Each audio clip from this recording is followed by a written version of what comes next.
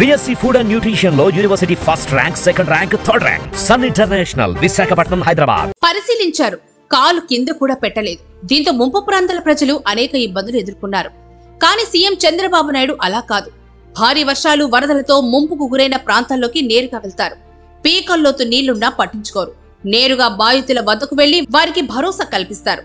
గతంలో విశాఖలో హుదూద్ తుఫాన్ సృష్టించిన విలయం అంతా ఇంత కాదు.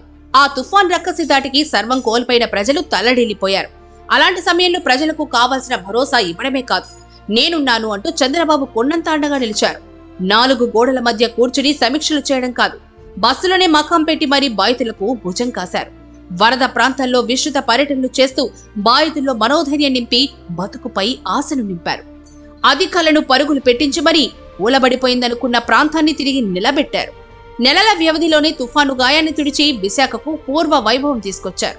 అప్పట్లో విశాఖ ప్రాంత ప్రజలు ఎదుర్కొన్న పరిస్థితి ప్రస్తుతం విజయవాడ ప్రజలకు ఎదురైంది. కుండపోత వర్షానికి తోడు కృష్ణానదికి రికార్డు స్థాయిలో వచ్చిన వరద, బుడమేరు ముంపుతో విజయవాడలోని అనేక ప్రాంతాల్లోకి మనిషి లోతు వరద నీరు చేరింది. ఇల్లు నీట మునిగాయి. ప్రజలు భయంతో వణికిపోయారు. వెంటనే రంగంలోకి దిగిన చంద్రబాబు నాయుడు, నేనున్నాను, మీకేం కాదు అంటూ వరద బాధితుల్లో భరోసా కల్పించేందుకు వరద నీటిలోకి దిగారు. బోటులో ముంపు ప్రాంతాల్లోకి వెళ్లారు. ప్రొక్లైన్లలో ప్రయాణించి మరీ ముంపు ప్రాంతాల్లో విస్తృత పర్యటనలు చేశారు. అధికారులను, ప్రజాప్రతినిధులను ఉరుకులు పరుగులు పెట్టించి తక్షణమే ఆహార ప్యాకెట్లు, త్రాగునీరు అందించే ఏర్పాట్లు చేశారు. వరద బాధితులకు భరోసానిచ్చారు.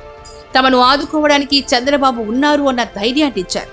ఆయన వచ్చారు, ఇక భయం లేదు, వరద ముంపు నుంచి సురక్షితంగా బయటపడతాం అనే ధీమాను కల్పించారు. 5 రోజులు నిర్విరామంగా వరద బాధితులకు ఆహారం, త్రాగునీరు అందించడంతో పాటు వరద ముంపు నుంచి బయటపడిన ప్రాంతాల్లో పారిశుధ్య పనులు చురుగ్గా జరిగేలా చర్యలు తీసుకున్నారు. గతంలో ఏ ప్రభుత్వం, ఏ ముఖ్యమంత్రి చేయని రీతిలో బురదతో నిండిపోయిన బాధితుల ఇళ్లను క్లీన్ చేయించే బాధ్యతలు తీసుకున్నారు. 74 ఏళ్ల వయసులో విజయవాడలో వరద బాధితులను కాపాడుకునేందుకు చంద్రబాబు పడిన కష్టాన్ని చూసి తెలుగు రాష్ట్రాల ప్రజలే కాదు, దేశవ్యాప్తంగా ప్రజలు చంద్రన్న సెల్యూట్ అంటున్నారు.